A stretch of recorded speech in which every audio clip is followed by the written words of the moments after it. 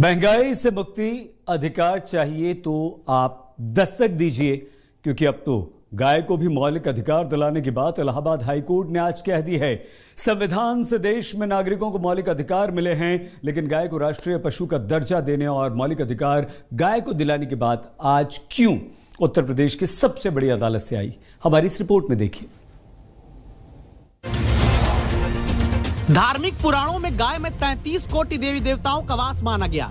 देश में गायों की रक्षा के लिए तमाम राज्यों ने सख्त कानून बनाए और तभी इलाहाबाद हाई कोर्ट में जब गोहत्या के आरोपी जावेद नाम के युवक की जमानत की अर्जी आई तो उसे खारिज करते हुए अदालत ने एक बड़ी टिप्पणी की। कहा, गाय को मौलिक अधिकार देने और गाय को राष्ट्रीय पशु घोषित करने के लिए सरकार संसद में विधेयक लाए।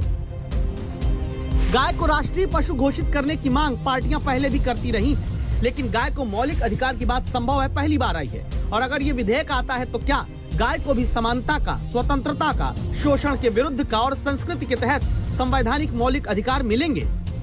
माननीय उच्च न्यायालय का सुझाव गौ माता को लेकर जो आया है, हम उसका स्वागत करते हैं और माननीय मुख्यमंत्री आदरणीय योगी आदित्यनाथ जी और देश के यशस्वी प्रधानमंत्री हम सब संकल्पित हैं हम गौ माता के संरक्षण को लेकर। ये भारतीय जनता पार्टी की सरकार गाय माता पे राजनीति तो करती है, लेकिन गाय माता को भोजन नहीं दे सकती, उनके रहने की व्यवस्था नहीं कर सकती। इससे ज्यादा शर्म की बात तो किसी भी सरकार के लिए हो ही नहीं सकती। 2017 में राजस्थान हाईकोर्ट ने भी गाय को राष्ट्रीय पशु घोषित करने की मांग की थी। अब यही बात इलाहाबाद हाईकोर्ट ने एक मामले में कही। आरोपी को जमानत देने से इनकार करते हुए अदालत ने आदेश में कहा है, जब गाय का कल्याण होगा तभी देश का कल्याण होगा। गोरक्षा का काम सिर्फ एक धर्म के लोगों का नहीं है।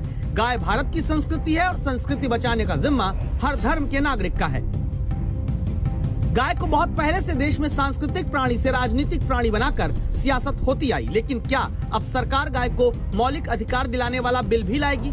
इस सवाल के आधार में ये भी देखिएगा कि अदालतें गंगा को भी जीवित इंसान होने के नाते अधिकार दिलाने की बातें कह चुकी है, लेकिन गंगा की स्थिति किसी से छिपी नहीं।